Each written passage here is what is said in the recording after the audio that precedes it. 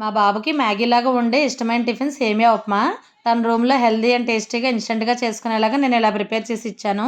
ఈ ఇన్స్టెంట్ సేమియా ఉప్మా తనకి బాగా నచ్చేసింది. రెసిపీ కోసం స్టవ్ వెలిగించి బండి పెట్టి 4 స్పూన్లు ఆయిల్ వేసి శనగపప్పు, మినపప్పు, ఆవాలు, జీలకర్ర, కరివేపాకు వేసి తాలింపు ఎర్రగా వేగిన తర్వాత తక్కువ ఆయిల్తో ఎయిర్ ఫ్రైయర్లో వేయించుకున్న ఉల్లిపాయ ముక్కలు, పచ్చిమిర్చి, క్యారెట్, బంగాళదుంప తురుములు కొద్ది కొద్దిగా ఈ తాలింపులో వేయాలి.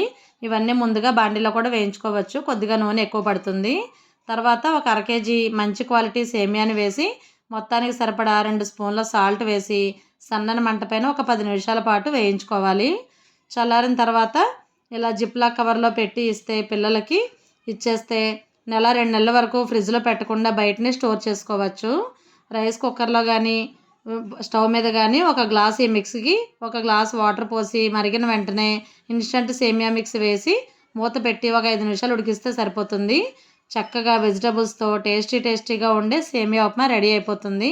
హాస్టల్స్లో ఉంటూ వంట చేసుకొని జాబ్స్కి వెళ్ళే పిల్లలు, ఆడవాళ్ళు అప్పటికప్పుడు చిటికలో బ్రేక్ఫాస్ట్ చేసుకోవాలంటే ఇలాంటి ఇన్స్టంట్ రెసిపీస్ చేసుకుంటే చాలా హెల్ప్ అవుతాయి. బయట ఫుడ్లు తిని హెల్త్ పాడు చేసుకోకుండా ఇలాంటి వాటిని తింటే చాలా మంచిది. ఈ సేమియా ఉప్మాలో కార్బోహైడ్రేట్స్ ఎక్కువగా ఉంటాయి కాబట్టి ఈ ఉప్మా మిక్స్లతో పాటు కరివేపాకు కారపొడి, పప్పుల కారపొడి ఇస్తే చక్కగా నంచుకొని తినేస్తారు. ఆ రోజుకి సరిపడా ప్రోటీన్స్, విటమిన్స్ కూడా అందుతాయి.